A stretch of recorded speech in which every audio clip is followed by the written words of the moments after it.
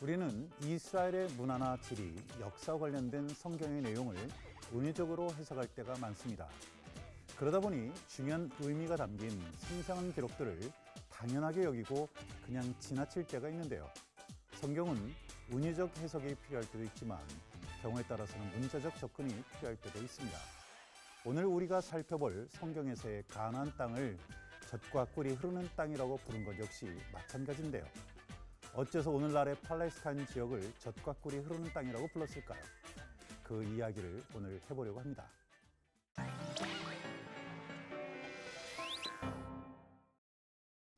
예나 지금이나 유대인 식단에서 결코 빠질 수 없는 메뉴는 바로 우유입니다.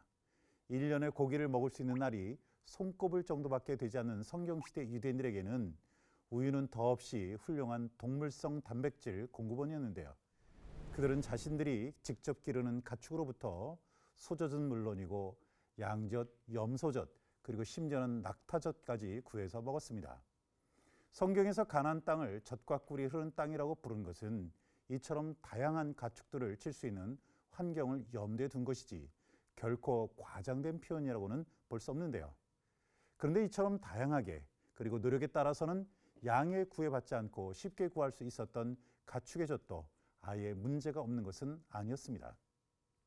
그 이유는 팔레스타인의 기후 때문이었는데요. 무더운 팔레스타인 지역의 기후에서는 우유, 그러니까 좀 더 정확히 말하자면 염소젖이 하루를 넘기기가 어려웠습니다. 그래서 생각해낸 것이 발효유였는데요. 젖산균이 배양될 수 있도록 하루를 삭힌 뒤에 먹기 시작하는 이것은 우리가 지금 즐겨 먹는 일종의 요거트인 셈인데 이따금씩 성경에서는 이것을 우유라고 부르기도 합니다. 요즘에는 요거트를 만들기 위해서 일부러 젖산균을 배양하기도 하지만 성경시대에는 우유 가죽 부대를 씻지 않고 계속 사용하는 바람에 저절로 발효가 진행되었죠. 아브라함이 길손을 대접하고 야엘이 시스라를 죽이기 전에 건넨 것도 사실은 우유가 아니라 이 요거트였습니다. 성경을 자세히 살펴보면 소의 젖기름이라고 부르기도 하는 버터를 우유를 저어서 만들어 먹기도 했는데요. 잠시 그 제조 과정을 살펴보면 유대 여인들은 삼각지지대에 우유를 가득 담은 가죽 주머니를 걸고 쳤습니다. 그리고 계속해서 젓다가 완두콩 크기의 버터 알맹이들이 생기면 나머지 우유를 쏟아내고 알맹이들은 시원하고 깨끗한 물로 말끔하게 씻어냅니다. 그리고 나서 가볍게 두드리고 눌러서 남아있는 물기를 제거하면 맛있는 버터가 완성됐지요. 치즈 역시 유대인들이 즐겨 먹는 유제품 가운데 하나였는데요. 예수님 당시에는 예루살렘의 치즈 상인끼리 결성한 조합이 생겨날 정도였습니다. 버터보다 약간 복잡한 제조 과정을 거치는 치즈는 우유를 용기에 담아서 약한 불로 가열하다가 물에 푼 효소와 식초를 집어넣어 젖산균이 번식하도록 돕습니다. 이후 계속해서 젓다가 우유가 굳기 시작하면 용기에 뚜껑을 덮고 천으로 감싸서 한두 시간 보온을 합니다. 끝으로 우유가 적당히 굳으면 그것을 깨뜨리고 서서히 온도를 높여 서너 시간 더 가열하면 굳은 우유는 수분이 빠지면서 고무처럼 탄력이 있는 콩알 크기의 덩어리가 되지요. 이때 액체를 모두 빼버리고 덩어리에 소금을 넣고 천으로 잘 감싸서 둥글게 만들어 나머지 수분을 빼버리면 치즈가 완성됩니다. 이렇게 만들어진 치즈 가운데 일부는 집에서 먹고 그 나머지는 시장에 내다 팔거나 가까운 사람들에게 선물로 보내기도 했지요. 그러면 젖과 꿀이 흐르는 땅에 꿀은 어땠을까요? 성경시대에는 양봉 기술이라는 게 따로 없어서 당시에는 야생꿀이 무척이나 더 귀했는데요.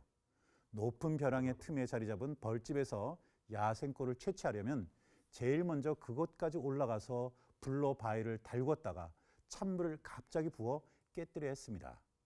그리고 나서 정으로 쪼아 바위의 틈을 넓게 벌린 뒤에 연기를 불어넣어 벌들을 쫓아내고서야 비로소 야생꿀을 얻을 수 있었는데요. 이렇듯 지금에 비해 성경시대 때 유대인들은 꿀을 얻기가 상당히 어려웠습니다.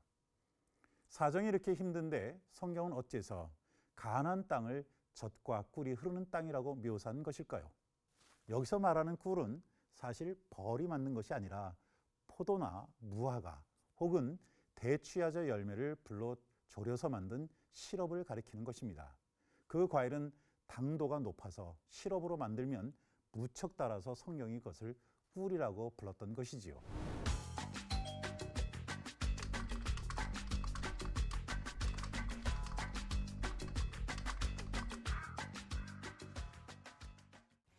오늘은 젖과 꿀이 흐르는 땅에 담긴 뜻에 대해 공부해 봤는데요. 앞서 이야기한 것 같이 성경은 은유적 해석이 필요할 때도 있지만 경우에 따라서는 문자적인 접근이 필요할 때도 있기 때문에 성경 본문의 참뜻을 제대로 이해해야 하겠습니다. 그래야만 우리의 삶과 신앙에 성경을 올바르게 적용할 수 있기 때문이지요.